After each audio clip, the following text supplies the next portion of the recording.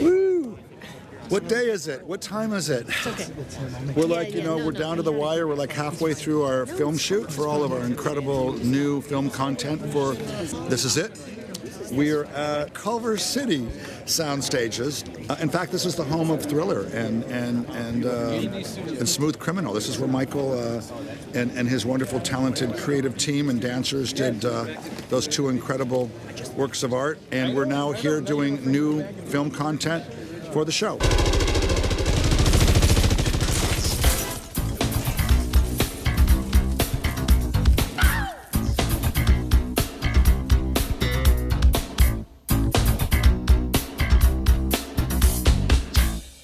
My first meeting with Michael Jackson was in 1987. I am one of the original dancers in Smooth Criminal. What I remember most, because it crossed over to being part of This Is It tour, was Michael was so involved in every aspect of the production. This is your slide to Mark. Turn around, Mark. And then once you do this, then you beat. I got involved with this project. It started with a phone call from Michael Cotton, the production designer. Michael called me and he told me that he was involved with the Michael Jackson This Is It concert tour, and he asked me if I'd be available to come to a meeting with Kenny Ortega. We went into a room, and myself, Michael Cotton, Kenny Ortega, and Michael Jackson sat at a table, and Michael Jackson spent the next 12 hours describing everything visual that was supposed to happen at the This Is It concert in London. There were pieces that we did that, although were huge successes as short films, that he thought were fun to refresh without throwing out the integrity of what they once meant, but that there were some fresh, new ideas that kept them, fun and stimulated. And so Smooth Criminal was one of those. Smooth Criminal had a story already with it, that came from long ago. The hard part was realizing this vintage look. It was really fun and easy in a brief meeting to say, let's have Michael interact with the great gangsters of the period. But boy, to get that footage and make it work, and you'll see, it looks fantastic. Of the 3 films that we were commissioned to do, Smooth Criminal was the only 2D piece. What it is it's a film noir-like piece that occurs in the 30s or 40s with a cast of characters like Edward G. Robinson, Humphrey Bogart, Rita Hayworth, and Michael Jackson interacting and literally in the scenes of nightclubs with Rita Hayworth singing this wonderful jazzy song, and at one point she strips off a glove and she throws it out to the audience, and the person that jumps up and catches it is Michael Jackson.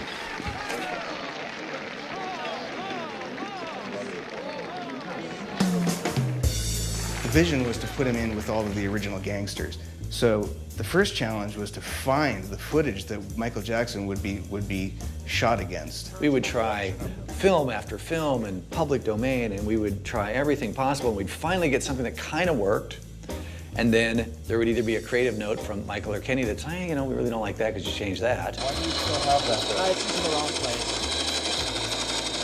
And or it'd be a licensing issue. Well, you can't have that. It was literally a house of cards. He'd pull one shot out and the whole thing would collapse. And it would be starting over from scratch. We'd get another 20 films in here. We would digitize them all and we'd just start scrubbing through and trying to find a way to build this story. The most important thing, of course, is with this technology of throwing somebody into an old movie that Michael just wants to make sure that it's seamless, that you really feel that he is in that. Put the blame on me. We came upon the Gilda footage, and she had thrown this thing, and we thought, wouldn't it be great if, he could catch the glove, and then there was the whole connection with the glove thing, and we realized we'd really landed on a gem. And then we, built that story from that point on, and fortunately, licensing worked with us, and everybody, it just came together magically, and the piece works quite well. Speeding. And Gilda's singing. And beautiful. Looking at you. She wants you.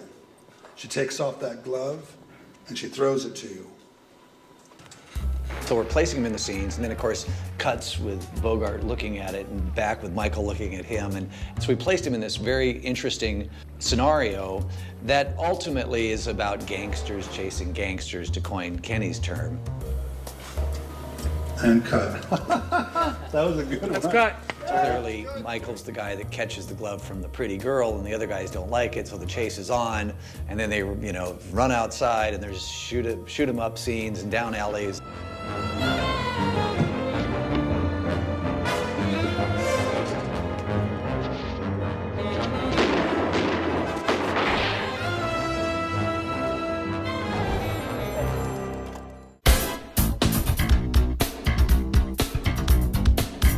After he runs into the rooftop, we want to get him down one floor into this Beautiful. room. So he's going to come down, what, a winding staircase? No, it's a little more simple than that. So he would come through that door. Opens the door, comes down the stairs, and however he wants to do. Stop there. Our goal was to make Michael look like he was really in those movies.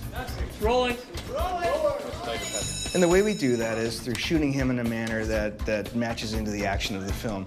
If there's a staircase in the film, we have to build a green screen staircase that's shaped geometrically exactly like the one in the film.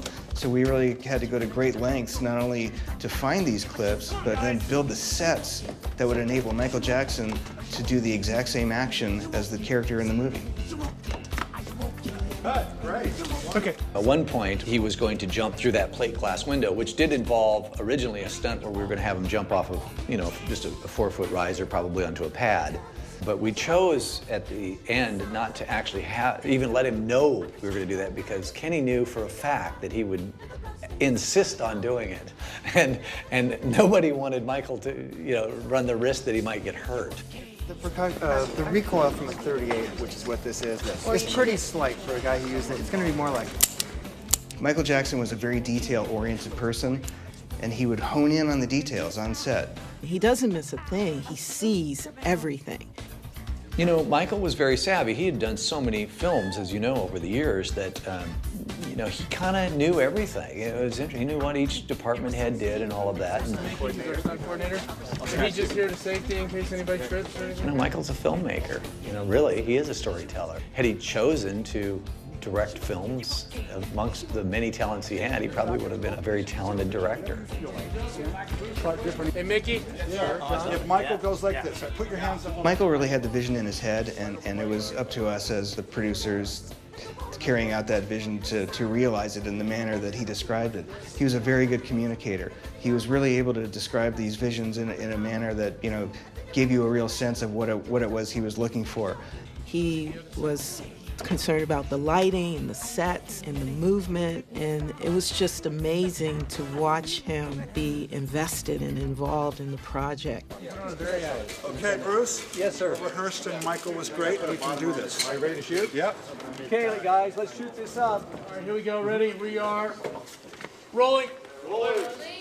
Stand by. And action.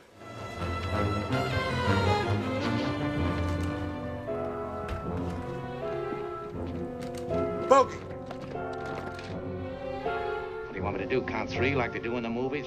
At one point, he turns and kicks some boxes and knocks Bogart back, who then jumps back with a Tommy gun and starts shooting him, and Michael turns and then jumps through a plate glass window, slow-mo, with bullets zinging by him and glass spraying out.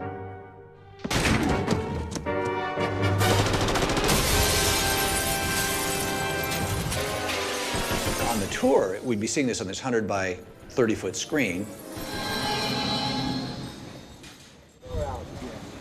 Well, you're not. Then there's a moment, and Michael stands up on the stage. And then, boom, a spotlight would come on, and it would be Michael in person picking up a Tommy gun and then turning and shooting out the lights of this marquee. It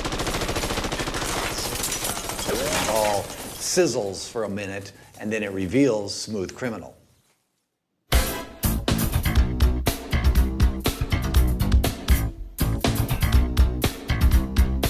We presented the cut, and it was fantastic. I recall that Kenny threw up his arms and, you know, clapped and loved it. It's great.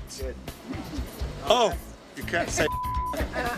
It's Tap me on the shoulder next time. Let's do it again. You ready? Oh, I was gonna do it again. It is great. Well, if it is, it is. It turned out unbelievable, better than I would have ever thought. Michael loved it. He loved that whole idea of being there with, Rita Hayworth. And it's a great, great piece. I mean, geez, what a job they did.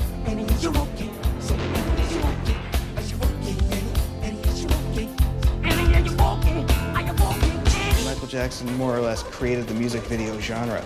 He's had some of the most expensive music videos in the history of the genre. And it was up to us to make these films as good as anything he had ever done. Smooth Criminal was probably the most relevant work that came out of this project because it's literally the last film that Michael Jackson will ever appear in. You want me to do count 3 like they do in the movies? You've been hit by, you've been struck by a smooth criminal.